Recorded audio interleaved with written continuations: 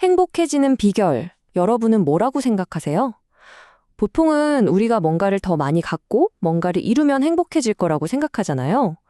그런데 만약에 그게 정반대라면 어떨까요? 그래서 오늘은 기쁨과 슬픔, 그리고 우리 삶의 목적에 대한 기존의 생각을 완전히 뒤집어버리는 아주 특별한 대화 속으로 한번 들어가 보려고 합니다. 우리가 보통 신과의 대화라고 하면 굉장히 엄숙하고 진지한 분위기를 떠올리잖아요. 그런데요, 오늘 우리가 살짝 엿볼 대화는 시작부터가 진짜 남달라요. 마치 되게 재치 있는 친구랑 수다 떠는 것 같은 그런 느낌이거든요. 오늘 주를 창조한 스네의 이력서라고 하기엔 이거 정말 너무 간결하고 위트 있지 않나요? 이 짧은 자기소개만 봐도 이 대화가 얼마나 유쾌하고 또 파격적인지에 대충 짐작이 가시죠.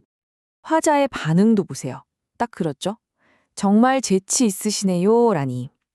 네, 우리가 지금부터 살펴볼 이야기는 무슨 무거운 신학 강의가 아니에요.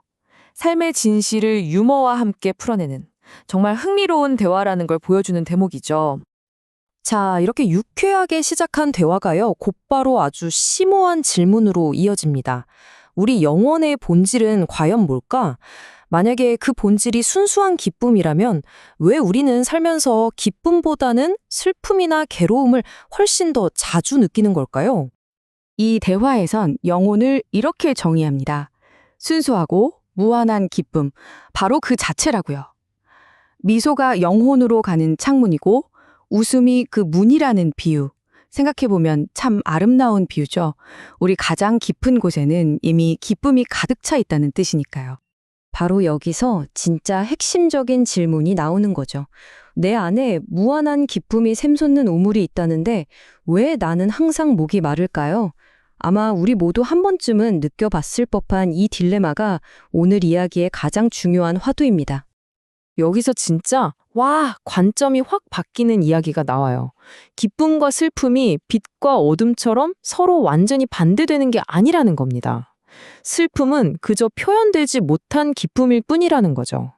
기쁨이라는 생명 에너지가 어딘가에 꽉 막혀 있거나 갇혀 있는 상태, 그게 바로 슬픔의 정체라는 거예요. 정말 흥미로운 생각 아닌가요? 자, 그렇다면 그 꽉 막혀 있는 기쁨을 어떻게 하면 다시 흐르게 할 수 있을까요? 내 안에 이미 존재하고 있다는 그 기쁨을 꺼내서 우리가 실제로 느낄 수 있는 열쇠는 과연 뭘까요? 맞아요. 이론은 참 그럴듯한데 제일 중요한 건 어떻게 아니겠어요? 머리로 하는 거랑 가슴으로 느끼는 건 완전히 다른 차원의 문제니까요. 도대체 뭘 어떻게 해야 내 안에 기쁨을 만날 수 있을까요? 정답은 놀랍게도 바로 이 한 문장입니다. 기쁨을 느끼는 방법은 먼저 기쁨을 주는 것이다. 이거 완전 역설이죠. 내가 가지려고만 애쓰는 게 아니라 다른 사람에게 나눠줄 때 비로소 나 자신이 기쁨으로 채워진다는 겁니다. 이 말이 그냥 그럴듯한 좋은 문구처럼 들리시나요? 지금부터 이 원리가 한 사람의 인생을 어떻게 그냥 통째로 바꿔 놓았는지 진짜 생생하고 드라마틱한 실제 이야기로 한번 들어가 볼게요. 이야기의 주인공은요, 겉으로 보기엔 꽤 괜찮은 경력을 쌓아왔어요. 교육기관에서도 일했고 아주 저명한 의사랑 같이 일하기도 했죠. 자기 사업까지 했으니까요. 하지만 정작 본인은 하나도 만족스럽지 않았고 결국엔 모든 걸 잃고 실직 상태가 됩니다. 바로 그때 그의 인생 멘토였던 엘리자베스 퀴블러 로스 박사가 이런 날카로운 질문을 툭 던집니다. 그걸 살아있다고 할 수 있어요? 안정적이긴 한데 영혼은 없는 그런 삶을 살던 그에게는 정말 뼈를 때리는 한마디였을 거예요. 그리고 정말 영화 같은 일이 벌어져요. 어느 날 멘토가 공항에 좀 데려다 달라고 하더니 다짜고짜 그의 비행기표까지 사버린 거예요. 저 내일 출근해야 돼요 하면서 버티는 그에게 돌아온 대답은 당신 없어도 회사는 잘 돌아가요였어요. 그렇게 그는 뭐랄까 거의 납치되다시피 새로운 여정을 떠나게 된 거죠. 그렇게 멘토에게 이끌려간 어떤 워크숍에서 그는 자신의 인생을 송두리째 바꿔버릴 아주 결정적인 경험을 하게 됩니다. 그리고 그 경험이 전화 한 통으로 이어지게 되죠. 워크숍 도중에 그는 슬픔에 잠겨서 막 흐느껴 오는 한 여성을 위로하는 역할을 맡게 돼요.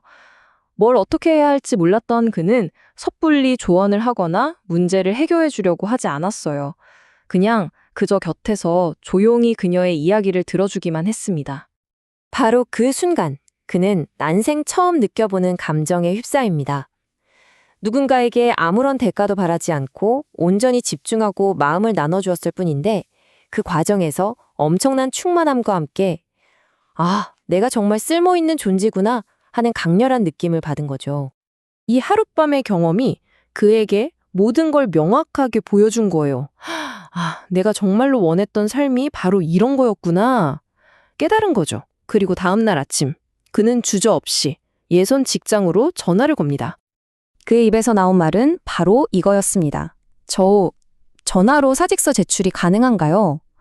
어제의 경험을 통해 주는 기쁨을 맛본 그는 더 이상 과거의 공허한 삶으로 돌아갈 수가 없었던 거예요. 이 전화 한 통으로 그는 완전히 새로운 인생의 문을 열게 된 겁니다. 이 놀라운 경험을 통해서 그는요, 멘토였던 엘리자베스 퀴블러 로스가 평생에 걸쳐서 가르치고자 했던 그 지혜의 핵심을 온몸으로 깨닫게 됩니다.